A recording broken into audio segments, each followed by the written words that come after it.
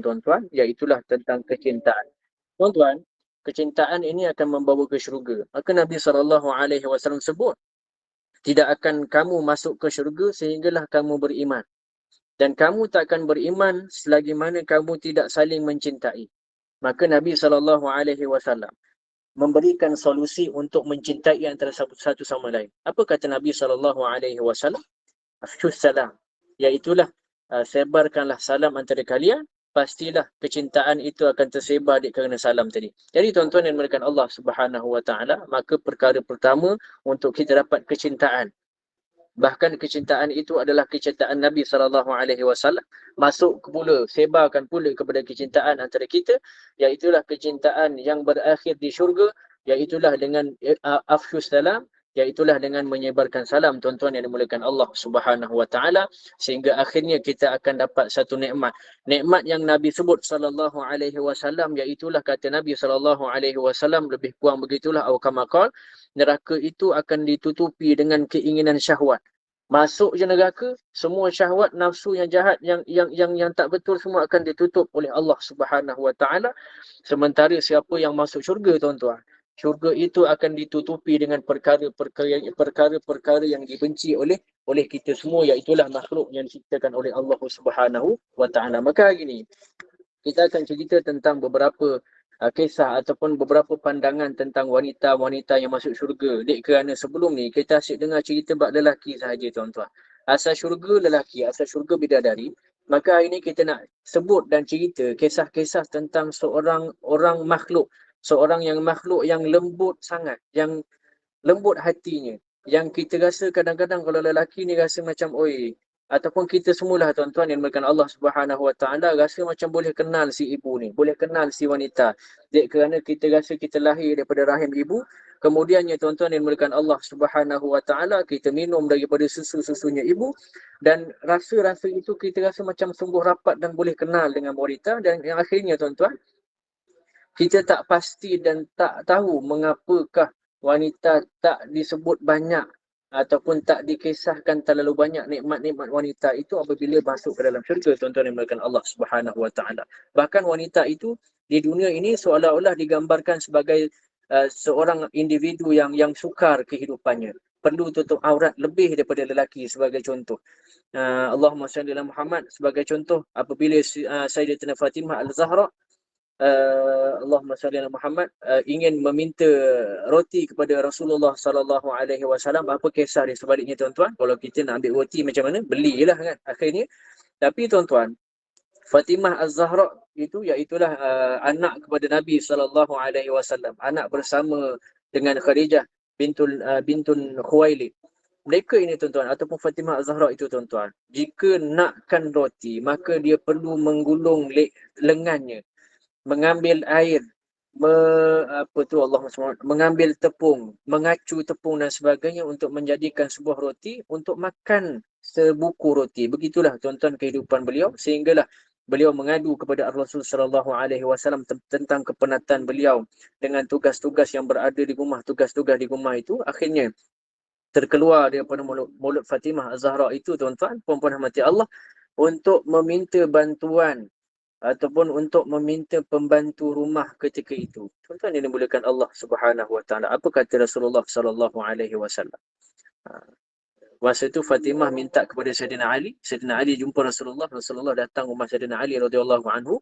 Maka Fatimah Az-Zahra akhirnya dipujuk oleh Rasulullah sallallahu alaihi wasallam. Apa kata Nabi sallallahu alaihi wasallam? Nak tak aku nyatakan satu benda yang lebih baik daripada apa yang kau minta? Maka kata Sayyidatina Aisyah, apa dia, tuan-tuan? Maka kata Nabi SAW, apabila kamu nak masuk ke dalam kamar tidur kamu, apabila kamu nak masuk tidur, maka ucapkanlah subhanallah 33 kali, alhamdulillah 33 kali, dan Allahu Akbar 34 kali. Tuan-tuan yang dimuliakan Allah Subhanahu Wa Taala. Tuan-tuan yang dimuliakan Allah, kita acap kali digambar-gemburkan tentang kesusahan wanita lah pokoknya di dunia ini, sampai Nabi SAW sebut kepada Sayyidatina Fatimah ini, wahai putriku tersayang, sebegitu, aku tak memilih emas yang diberikan, yang Allah tawarkan untuk memberikan emas sebesar gunung Uhud kepada aku. Tapi aku lebih memilih untuk untuk rasa senang di akhirat kelak berbanding ambil gunung emas tersebut. Sampailah Sayyidina Fatimah ni rasa sedih dengan jawapan itu, maka Nabi kata, nak tak aku beri satu berita gembira kepada engkau? Maka Fatimah radhiyallahu anha kegirangan, rasa suka dengan nasihat ataupun dengan pujukan Nabi itu, maka kata beliau, apa dia? Maka Rasulullah sallallahu alaihi wasallam sebut, Jibril mengajarkanku beberapa kalimah. Maka setiap kali selepas selesai daripada solat, hendaklah membaca 10 kali subhanallah, 10 kali alhamdulillah, 10 kali Allahu akbar. Kemudian Nabi SAW sambung dengan hadis yang tadilah, iaitulah sebelum tidur baca 33-34. Maka tuan-tuan yang dimulakan Allah Subhanahu Wa Taala. Saya tak nak cerita panjang hadis ni, sebab pengakhiran daripada hadis ini, akhirnya Sayyidatina Fatimah Az-Zahra ini dapat pembantu sebenarnya, kerana waktu itu, waktu yang Sayyidatina Fatimah minta, sebenarnya ada kekangan daripada Nabi SAW, ada kekangan daripada Sayyidina Ali radhiyallahu anhu, bahkan umat Islam ketika itu, maka ditahan, akhirnya diberikan ketika mana ada kesenangan daripada keluarga beliau. Begitulah ringkasnya cerita, sebab hari ini saya nak cerita bab syurga sebenarnya, bukan kisah-kisah begitu. Tak apalah, tuan-tuan dan Allah. Sebab hari ini saya nak cerita bab syurga wanita. Biasa dengar lelaki masuk syurga. Akhirnya Allah cerita pula bidadari yang Allah sediakan kepada lelaki-lelaki. Kan, habis apa pula nikmat wanita yang Allah beri kepada wanita ni, tuan-tuan, penghuni syurga ni. Ini yang kita akan bahas. Tuan-tuan, Allah kata apa? Allahumma salli ala Sayyidina Muhammad. Allah Subhanahu Wa Taala berfirman. Allah sebut rupa keindahan syurga, sifatkan keindahan syurga banyak sangat. Tadilah yang kita cerita tadi kan. Allahumma salli Muhammad, yang kita sebut syurga itu ditutup, neraka itu ditutup sekian, syurga itu ditutup sekian. Bahkan Nabi SAW juga ada sebut daripada Abu Hurairah radhiyallahu anhu, a'dadtu li'ibadas salihin, kata Nabi SAW, ma la 'ainun ra'at wala udhunun sami'at wala khatara ala qalbi bashar faqra'u in syi'tum, kata Nabi SAW, wala ta'lamu nafsun ma ukhfiya lahum min qurrati a'yun jazaa'an bima kanu ya'malun. Allah firman dalam satu hadis kudusi yang Nabi sebut SAW, cerita bab syurga. Aku sediakan bagi hamba-Ku yang soleh dengan kenikmatan-kenikmatan di syurga, yang kenikmatan itu tak boleh dan tak pernah dilihat oleh mata sekarang, tak boleh dan tak pernah dilihat oleh telinga sekarang, tak terlintas di benak pun tak ada langsung, tuan-tuan. Maka bacalah kalau kalian berkehendak, kata Allah Subhanahu Wa Taala, fala ta'lamu nafsum ma ukhfiya lahum min qurrati a'yun jazaa'an bima kanu ya'malun. Dan jiwa engkau tak tahu apa yang Allah sembunyikan daripada mereka itu. Allah sembunyikan tentang syurga ni sampai tahap kita tak tahu. Daripada kenikmatan yang merupakan penyejuk mata, kata Allah Subhanahu Wa Taala, Allah sembunyikan habis nikmat-nikmat yang Allah nak sejukkan mata kita nanti sebagai balasan apa yang dibuat dunia. Tuan-tuan yang dimulakan Allah Subhanahu Wa Taala, ada beberapa pandangan tentang ayat ini.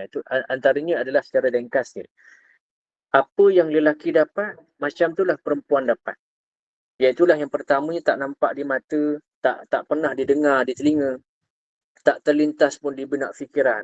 Maka nikmat yang diberikan kepada lelaki sama dengan anugerah kepada perempuan, sama sebiji.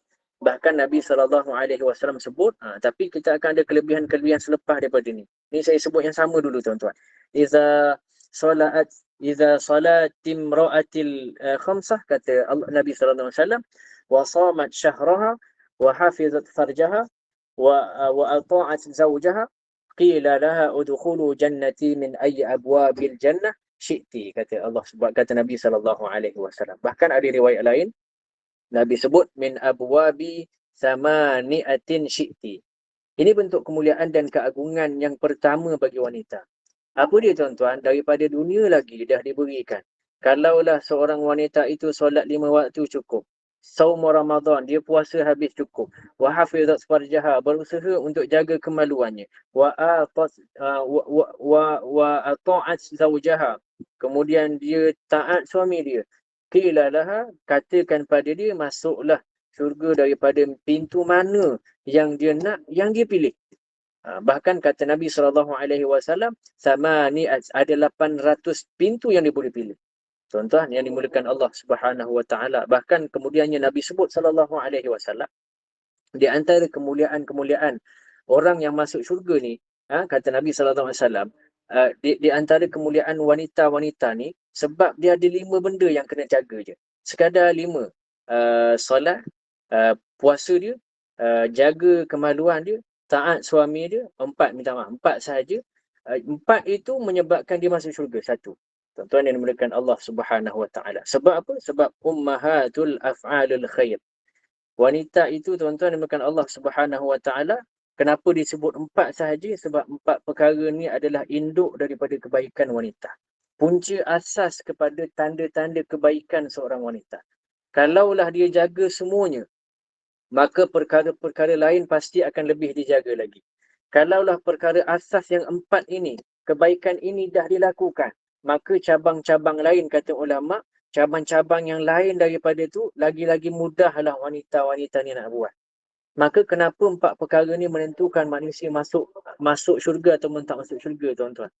Sebab hadis Nabi SAW sebut, ketika mana Nabi itu diperlihatkan neraka, rupanya penghuninya itu ramai daripada kaum wanita. Tuan-tuan, sebagaimana Allah berikan kenikmatan kepada lelaki, maka begitu juga Allah berikan kepada wanita. Yang tu kita nak bahas hari ini. Sama sangat. Malah Allah berfirman, wa may ya'mal minas salihati min dzakarin aw unsa wa huwa mu'minun faulaika udkhulunal jannah wala yudlamuna nakira. Siapa-siapa pun yang beramal soleh, sama ada lelaki ataupun perempuan, dua-dua mereka itu kemudiannya beriman pada Allah, mereka ini akan masuk syurga, tak akan dapat perlakuan zalim daripada Allah Subhanahu Wa Taala. Bahkan ada tambahan daripada surah lain, man amila salihan min dzakarin aw unsa wa huwa mu'minun fala nuhyiyannahu hayatan thayyibah wala yajziyannahum ajrahum bi ahsani ma kanu ya'malun. Kata Allah Subhanahu Wa Taala, siapa yang amal soleh, laki ke perempuan ke, kemudian dia beriman, diberikan kemudiannya kehidupan yang indah-indah, dibalaskan dengan sebaik-baik balasan seperti apa yang dah dia buat kat dunia dulu. Tuan-tuan yang dimuliakan Allah Subhanahu Wa Taala, nak petik satu persatu ayat Quran, banyak sangat persamaan. Cuma kenapa tak dikhususkan perempuan seperti mana lelaki? Kan Allah pun ada sebut, man amila sayyi'atan, kalau cerita buruk, kalau buat benda buruk, fala yujza illa mislah. Mereka dua-dua ni, lelaki dan perempuan, tetap akan dibalas dengan cara yang sama. Wa man amila salihan, buat baik pula dua-dua ni, min zakarin aw unsa, sama ada lelaki dan perempuan, fahuwa mu'minun, mereka ni beriman, faulaika yadkhulunal jannah yurzaquna fiha bighairi hisab, mereka ni akan masuk ke dalam syurga, diberikan pula rezeki yang tanpa batas. Sama macam seolah-olah macam ada satu ikatan antara nikmat lelaki dan perempuan itu. Yang diberikan pada lelaki pun akan diberikan pada perempuan. Yang kedua, sifatnya seolah-olah sama. Tak boleh mata lihat, tak dengar telinga, bahkan tak terlintas di fikiran. Maka kaedahnya, seperti mana ulama sebut, ketika mana Allah menjanjikan kepada lelaki beriman dan juga wanita beriman dengan syurga, apapun ketetapan kenikmatan bagi mukmin lelaki, maka pasti perempuan pun akan dapat. Cumanya ada terkecuali. Yang ni yang kita nak bahas, tuan-tuan. Dalam perbahasan syurga perempuan, khususnya ada pengkhususan untuk lelaki. Iaitulah ada dalil ketika mana lelaki ini diberikan banyak bidadari syurga. Dan wanita ini diberikan suami. Beza, tuan-tuan. Kenapa Allah beri semangat khusus lelaki ni? Dia seolah-olah lelaki ni kena usaha untuk dapatkan bidadari. Masuk syurga dan amal soleh bidadari. Sampai tahap syurga, sampai Nabi sebut, syurga ini seolah-olah rindu pada lelaki. Maksudnya bidadari itu sampai tahap sekarang ni dah rindu dengan lelaki-lelaki yang soleh. Dan dengan kaedah memberikan cemburu dan rindu kepada bidadari ni, tuan-tuan yang dimuliakan Allah Subhanahu Wa Taala, kalau nak cerita bab sifat bidadari ni, banyak sangat diceritakan dalam Quran. Bahkan yang kita sebutkan di dalam surah Al-Waqi'ah pun ada tadi. Tapi tuan-tuan, dalam Quran tak disebut satu ayat pun wanita. Tak ada. Banyak laki-laki sahaja tentang syurga. Kenapa, tuan-tuan yang dimuliakan Allah? Iaitulah banyaklah perbahasannya. Yang pertamanya, la yas'al makiyya awahum yus'alun. Kata Nabi SAW. Kata Allah Subhanahu Wa Taala. Jangan tanya kenapa, apa yang Allah lakukan. Tapi kitalah manusia ini yang akan ditanya nanti oleh Allah Subhanahu Wa Taala. Yang pertama, caranya adalah dengan berlepas diri. Jangan tanya dah. Tapi tuan-tuan, taubat tabiat manusia ni, dia mesti dia nak cari juga, dia nak cari. Kan, khususnya wanita ni lah kan, sebagaimana maklum kita tuan-tuan, wanita ni memiliki sifat yang berbeza dengan lelaki kat dunia lagi. Yang mana wanita ni dia punya rasa malu mereka ni jauh lebih besar berbanding lelaki. Jadi Allah tak sebutkan kenikmatan-kenikmatan wanita ni antara tafsir dan tafsiran ulama. Yang pertamanya, jangan tanya kenapa Allah buat gitu. Yang kedua, kata ulama, sebab apa Allah tak sebut bidadari untuk wanita. Tak sebut pun ada bidadara, tak sebut tuan-tuan. Bahkan kata ulama, memang tak ada yang kata begitu. Sebab perempuan ni mereka lebih malu daripada lelaki. Jadi Allah tak sebutkan kenikmatan-kenikmatan wanita, tapi Allah sembunyikan cukup-cukup. Allah kata apa? Fala ta'lamu nafsum ma ukhfiya lahum min qurrati a'yun. Takkan ada yang tahu apa yang Allah sembunyikan untuk Allah berikan kepada mereka, perempuan-perempuan, tentang nikmat-nikmat yang boleh sejukkan mata mereka nanti. Tapi sepunya nanti tuan-tuan, kalau kita kaji balik, rupanya ada.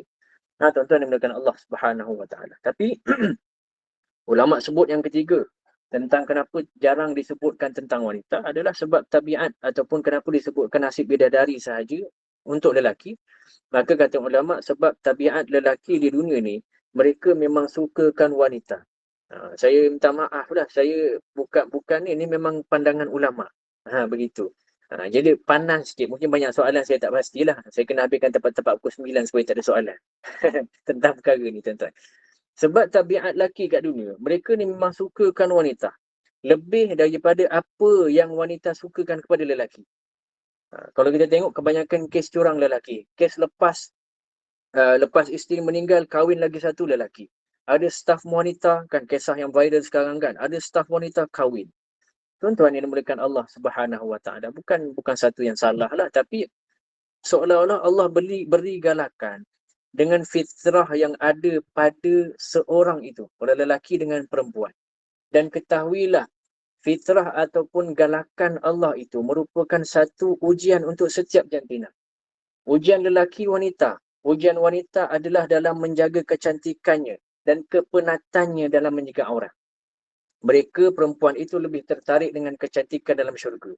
Sebab itulah sebagai contoh wanita kan, bila kematian suami tuan-tuan, kita lebih ramai yang kita dengar, perempuan ni dia sanggup duduk sendiri berbanding memilih suami yang lain, tuan-tuan. Maka tuan-tuan, yang tafsir sebut, kesukaan wanita ni complicated. Saya nak sebut ujian tadi, wanita ni dia suka cantik je, dia tak fikir lain dah kebanyakan. Sebab ulama sampai cakap complicated kesukaan wanita ni, banyak cabang sangat. Walaupun dia ada kecintaan dan suka pada lelaki, tapi dalam masa yang sama dia suka pada perhiasan, kadang-kadang lebih banyak daripada dia suka suami dia. Dan banyak lagi lah, kalau wanita ni dia kadang-kadang sukakan kenderaan yang sekian-sekian, sukakan pula perabot-perabot, sehingga Allah hanya sebut kenikmatan syurga itu untuk lelaki-lelaki saja sebagai satu gerakan. Pun begitu tuan-tuan, banyak juga yang Allah akan anugerahkan kepada wanita syurga. Apa dia tuan-tuan? Iaitulah Allah memberikan secara fitrah. Maknanya Allah ceritakan syurga itu melalui fitrah apa yang diciptakannya. Makhluk yang diciptakan suka perempuan, dia bagi perempuan. Maksudnya diceritakan perempuan lah. Bukan dia bagi perempuan, dia ceritakan. Tapi sebenarnya kelebihan wanita itu lebih besar daripada lelaki dalam syurga. Iaitulah tuan-tuan, maka Allah ceritakan anugerah pada wanita syurga pula. Iaitulah wanita syurga ini jauh lebih cantik, lebih indah, lebih mulia, bahkan melebihi dan terlalu jauh nak dibandingkan dengan bidadari syurga. Padahal Nabi sebut sallallahu alaihi wasallam, walau annam ra'atan min nisa'i ahli jannah ittala'at ila al-ardi la aghmatna bainahuma wa ma la'at bainahuma rihan wala nafsi fuha yani al-khimar yani khurrun midad dunya wa man fiha, kata Nabi sallallahu alaihi wasallam. Andaikan kalau wanita syurga itu muncul ataupun turun ke dunia, maka dia akan menyinar antara bumi dan langit. Dia akan memenuhi pula kemudiannya bau semerbak yang sangat wangi, sampailah memenuhi bau itu langit dan bumi. Sungguh sampai tahap tutupan ataupun tuan-tuan yang dimuliakan Allah Subhanahu Wa Taala, tutupan pakaian wanita syurga itu akan jauh lebih baik berbanding dunia dan isi. Tuan-tuan, walaupun wanita itu keletihan dalam beramal soleh, Akhirnya Allah bagi suatu kenikmatan yang sangat besar dengan fitrah dia. Tuan-tuan yang dimuliakan Allah. Bahkan lebih baik daripada bidadari. Tuan-tuan, pandangan lelaki ni mungkin tertumpu pada bidadari. Tapi pandangan lelaki yang bertakwa, dia akan memandang isteri lebih utama. Walaupun Allah ceritakan dahsyatnya bidadari, ketahuilah, tak akan dapat menandingi si isteri ni yang sedang berhadapan dengan kita sekarang. Bidadari tak akan dapat tandingi isteri kita nanti. Bahkan lelaki bujang akan dikahwinkan dengan wanita bujang. Dan bidadari-bidadari yang ada ketika itu, tuan-tuan, hanyalah akan hadir sebagai pelayan lelaki. Tetapi ketika itu, walaupun disebut bidadari ni ada nafsunya dan sebagainya, tuan-tuan, ketahuilah, kata ulama', lelaki nanti akan tertumpu kepada isteri mereka sehingga tahap lelaki hanya akan minta bidadari tunaikan apa yang isterinya minta. Kerana kehebatan dan kecantikan isteri itu lebih jauh cantiknya dan indahnya berbanding bidadari. Tuan, bidadari ni, tuan-tuan, Nabi cerita banyak sifat-sifat mereka. Nabi sebut sallallahu alaihi wasallam, kabiduha mi'atuhu wa kabiduha mi'atuha, kata sallallahu alaihi wasallam kan. Hati bidadari ni dia cermin bagi lelaki dan hati lelaki jadi cermin pula bagi bidadari tersebut. Dia macam apa tu, Allahumma salli, pantulan-pantulan. Tetapi tuan-tuan yang dimuliakan Allah, ada riwayat lain yang sebut lebih menarik. Apa dia? Bidadari ni dia sampai, kata Nabi SAW, nampak tulang sum-sum betisnya. Sallallahu alaihi wasallam sebut, di belakang daging betis tu terlampau indah sampai nampak sum-sum daging dia. Bukan maksudnya tembus pandangan, tuan-tuan. Tak. Dia seolah-olah nak sebut betis tu penuh dengan ideal bentuk tu badan yang sangat cantik bidadari ni, tuan-tuan. Diceritakan satu-satu tentang bidadari. Artinya, wanita yang masuk syurga dibentuk oleh Allah Subhanahu Wa Taala lebih indah daripada bayangan yang diberikan Allah terhadap bidadari. Bahkan terlebih daripada itu, wanita dunia yang masuk syurga, dia ada memiliki kehebatan lebih daripada bidadari. Iaitulah kebaikan akhlaknya, keindahan tubuhnya yang melampau jauh meninggalkan bidadari. Allah sebut, tuan-tuan, minhuma khairatin hisan, kata Allah Subhanahu Wa Taala. Sesungguhnya para wanita-wanita syurga itu diberikan kebaikan akhlak dan juga hisan, iaitulah keindahan, kecantikan yang mereka takkan dapat kat dunia. Allah kemudiannya cerita lagi bab bidadari, ka'annahu yaqut wal marjan, kan? Seakan-akan bidadari itu permata dan mutiara. Bahkan Imam Qatadah kata bidadari itu macam permata dalam macam mutiara keputihannya itu. Ka'annahu baidun maknun, kata Nabi SAW, seakan-akan telur yang tersimpan yang sangat baik. Cerita bidadari banyak sangat. Kinayah-kinayah bidadari sahaja dah cukup menggambarkan betapa indahnya bidadari itu. Tapi ketahuilah bahawa kecantikan isteri dan wanita syurga itu lebih dahsyat daripada bidadari. Sampai saya sebut tadi, bidadari walaupun berada di hadapan seorang lelaki, mereka akan lebih tertarik dan mohon untuk bidadari itu melayan apa yang dikehendaki isterinya. Betul? Sampai tahap wanita syurga itu tidak ada padanya haid, tidak ada padanya nifas, tidak meludah, tidak mengeluarkan hingus, tiada bau-bau busuk dan ucapan-ucapan kesemuanya menarik dan berfalsafah. Akhlaknya baik, tak ada kedengkian, tak ada dendam, tidak ada hasad, tidak ada permusuhan. Wa naza'na min ghillin, cabut habis rasa dengki. Allahumma salli wa sallim alaih. Bahkan ulama tambah, tuan-tuan, Abdullah ibn Abbas sebut tentang wanita syurga. Tuan-tuan yang dimuliakan Allah Subhanahu Wa Taala. Apa kata beliau? Allahumma salli ala Muhammad. Abdullah ibn Abbas sebut, wanita syurga ini tidak akan pernah menjanda. Dia akan terus menjadi sunti. Saya ulah ayat seolah-olah sunti ni Indonesia, tuan-tuan. Kan? Takkan pernah menjadi janda di sana dan mereka akan terus menjadi anak dara. Begitulah, tuan-tuan yang dimuliakan Allah Subhanahu Wa Taala, nak menggambarkan betapa cantiknya wanita syurga ketika itu. Bahkan mereka berbangga-bangga sesama sendiri dengan kecantikan-kecantikan mereka. Masuk shopping mall, keluar makin cantik. Masuk shopping mall, keluar makin cantik. Dan mereka saling berbangga dengan kecantikan mereka. Sampai tak terpandang bidadari. Tuan-tuan, sebab tu bidadari cemburu sangat dengan wanita dunia. Tuan-tuan yang dimuliakan Allah Subhanahu Wa Taala. Bahkan kesukaan wanita, iaitulah ingin ada anak di syurga, dikhususkan sebenarnya untuk wanita, diperbahaskan habis. Perempuan yang tak ada anak, dia nak anak sebagai contoh di syurga, maka ada perbincangan ulama dalam kes tersebut. Ada kata ulama tak boleh lahirkan anak.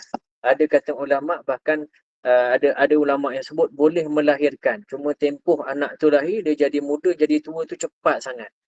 Tapi tanpa kesulitan lah dengan penuh kenikmatan kelahiran tersebut. Tapi ramai juga tuan-tuan yang dimuliakan Allah Subhanahu Wa Taala, ramai juga ulama yang tak setuju dengan pendapat-pendapat ini, tapi mereka setuju dengan permintaan yang sebut apa sahaja yang kita minta di dalam syurga itu pasti akan dikabulkan oleh Allah Subhanahu Wa Taala, termasuklah jika wanita tersebut ingin merasakan kehamilan, ingin merasakan kelahiran, ingin merasakan ada anak dan sebagainya, tuan-tuan yang dimuliakan Allah Subhanahu Wa Taala. Cuma soalan terakhir yang mungkin paling besar, tuan-tuan yang dimuliakan Allah Subhanahu Wa Taala, cuma soalan yang paling besar adalah, boleh tak nanti kat syurga saya tak nak suami ada bidadari?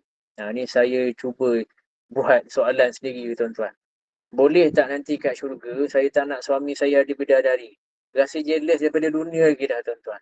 Tuan-tuan, pertamanya, jika cemburu itu hadir dalam diri, ketahuilah bahawa nama kita sedang Allah perbaiki untuk menuju ke syurga. Alhamdulillah. Tapi tuan-tuan yang dimuliakan Allah Subhanahu Wa Taala, tetap kena cari jawapan lah kan.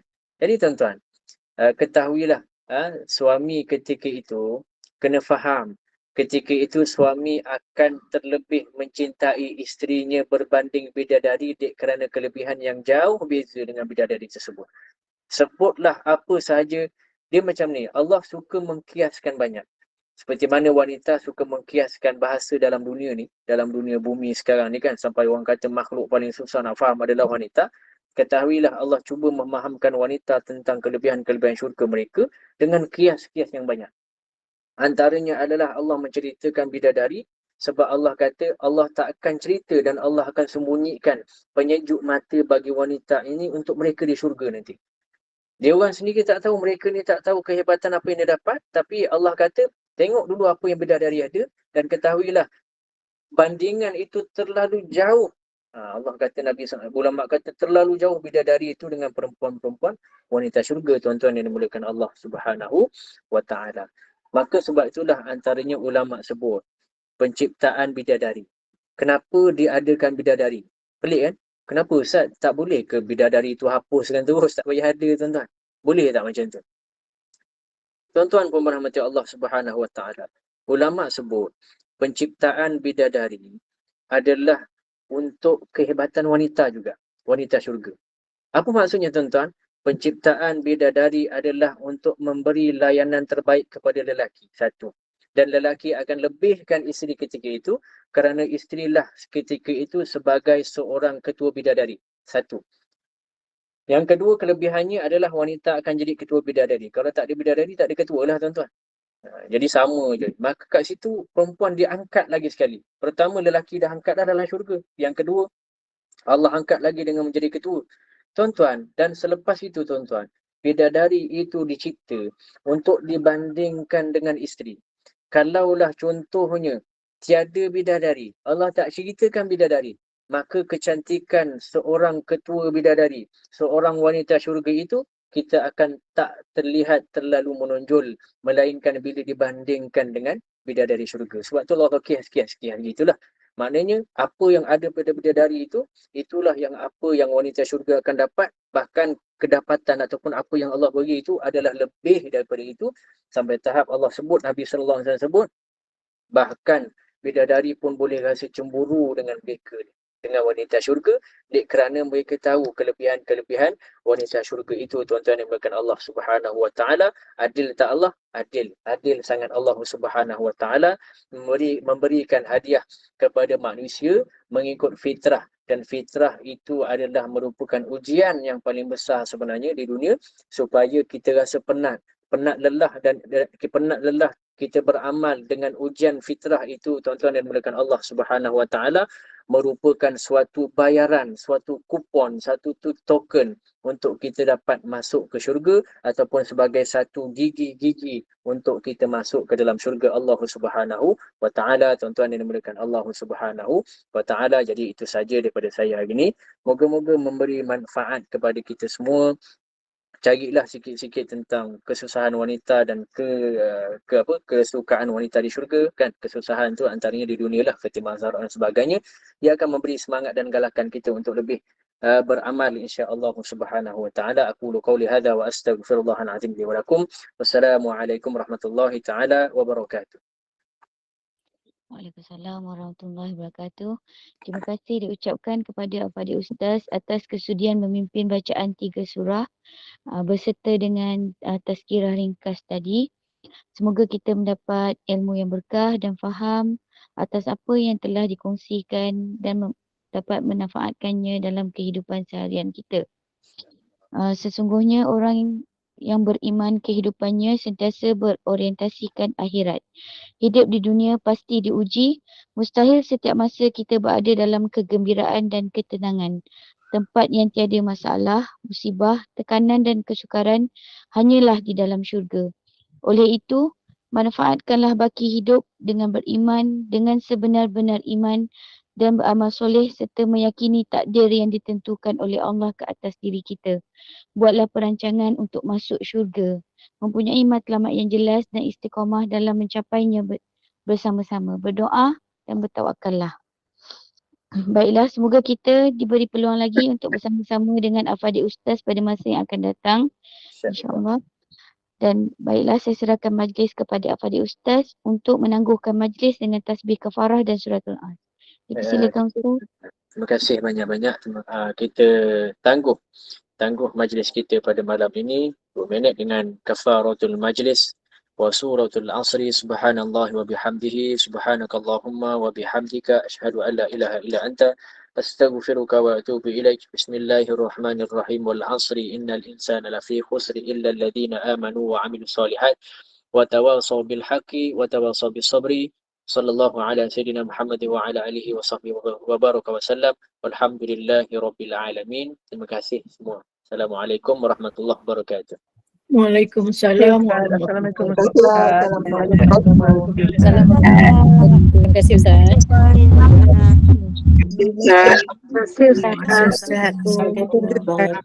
Warahmatullahi wabarakatuh. Jazakallah. Ustaz. Assalamualaikum. Waalaikumsalam. Terima kasih Ustaz. Terima kasih admin. Assalamualaikum warahmatullahi wabarakatuh. Terima kasih Ustaz. Assalamualaikum warahmatullahi wabarakatuh.